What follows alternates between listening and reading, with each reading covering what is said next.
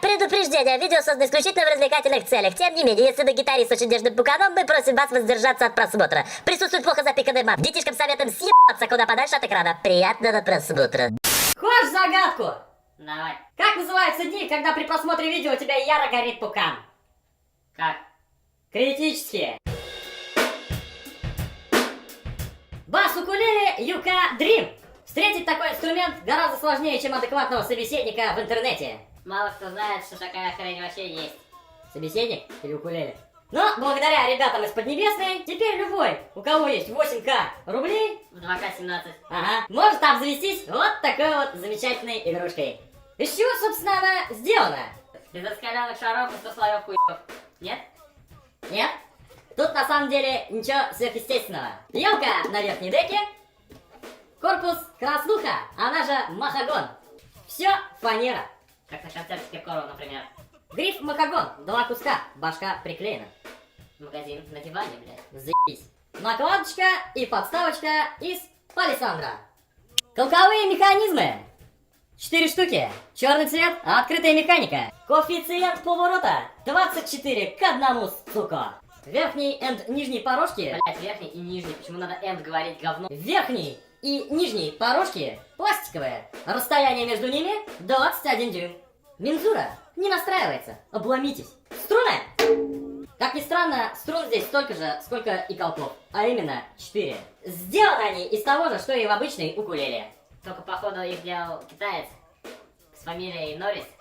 И с именем Ча. 4 куска сплошного, жирнющего нейлона от фирмы Aquila. Проходят сквозь корпус.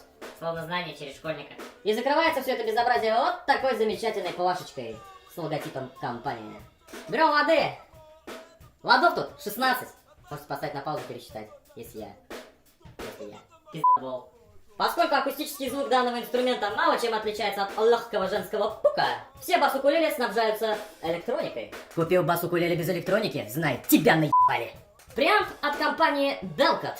Где ты это уже название видел? Сценарий в своем, блядь. Вообще, предусилители данной компании можно встретить на любом китайском бревне от какого-нибудь там ноунейм бренда. То есть это китайское бревно. Да. А, ну ладно. Ручка валения. Играю на сцене. Эквалайзер 2 полосы. Есть верха, есть басы. Хроматический тюнер. Какая рифма к слову тюнер? Тюнер хроматический, вполне себе неебический, блядь. О! Все, хара ляса точить, пора на ней уже что-нибудь и сыграть. Господа аудиофилы, достаем свои измерители крутости звука, настраивайте акустику, комнату, кота, нервы, ну и все остальное. Остальным же просто слушать.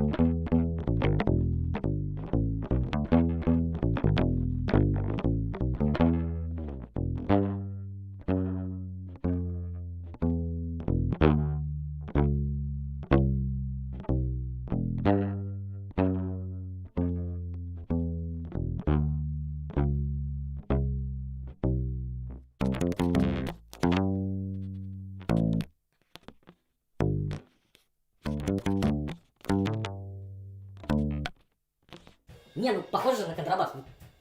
Да, с ладами. Пады тоже. Если вы басист, и вас уже конкретно достало, вас не замечают на концерте, вас кидают всякие разнообразные вещи, вам не дают девчонки, и вообще жизнь грустная и унылая, то не покупайте этот инструмент, вам уже ничего не поможет. Уникальное звучание, легкий вес, что там еще по сценарию, доступная цена, компактный размер и уникальность вас как музыканта. Это то, ради чего вам стоит обратить свое внимание на бас-юкулеле. Хотя бы для коллекции. Ну как у тебя? Да. Из минусов. Отсутствие чехла в комплекте.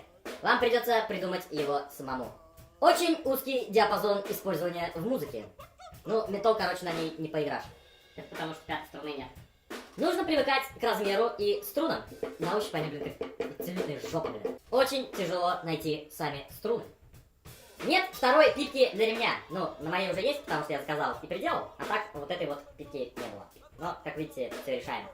Рассказали, показали, вы послушали, посмотрели. И немножко охуели. Выводы делайте сами. Пишите в комментарии свои выводы. Ссылка на продавца в описании. Музыкальный ремонт. Подписываемся на канал, вступаем в группу в ВК, лайкаем, дизлайкаем, стремимся в комментариях. Всем срач.